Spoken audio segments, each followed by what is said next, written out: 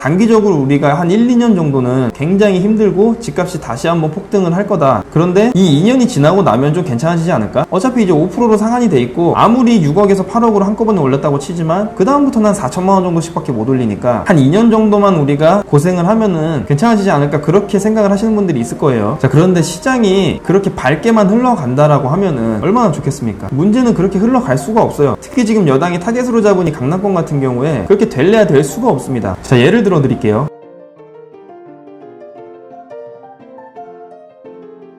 그래서 이렇게 말로만 서민정책 하는 거는 생각보다 사회적으로 피해가 굉장히 큰 경우가 많아요. 그리고 오히려 서민들을 더 못살게 하는 정책일 경우도 많고요. 이번에 전월세 상한제랑 같이 이제 얘기가 나오는 게 이제 2+2, 즉 계약 갱신 청구권이 있는데, 자, 요거는 뭐냐면은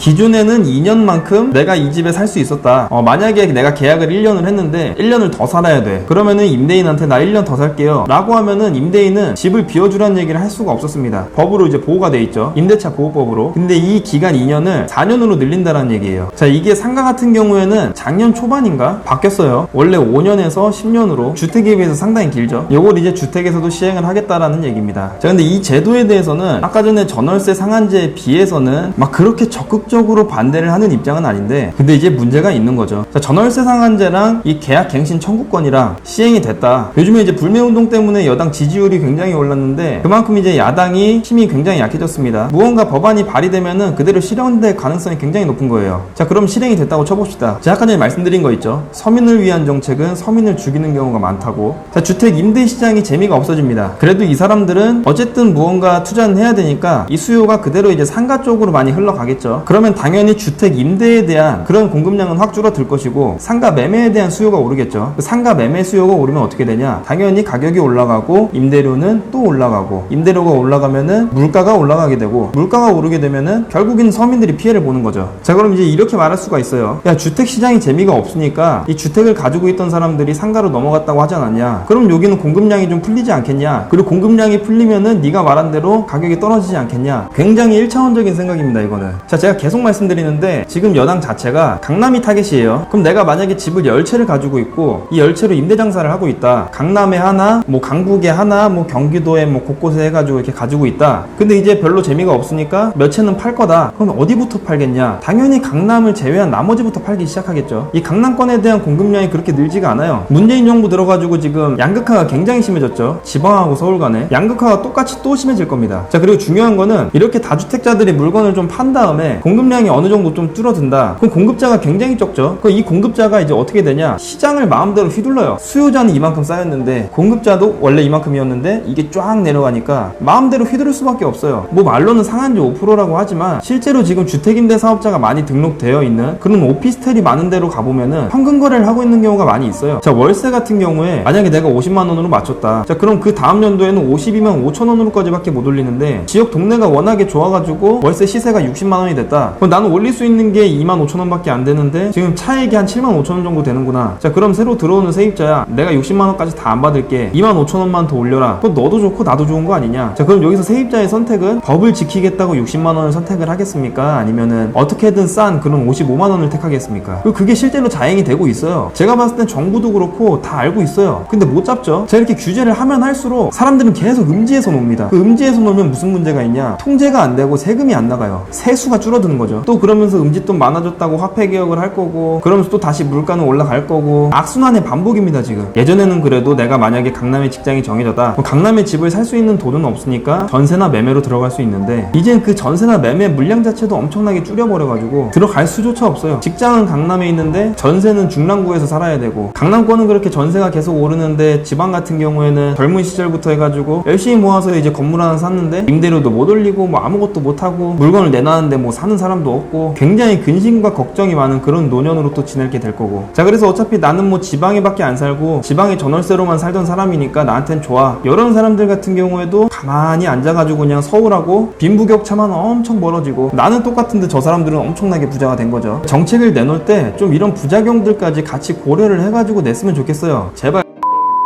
자, 오늘의 영상이 도움이 되셨다면 구독과 좋아요 그리고 알람 설정을 꼭 눌러주세요.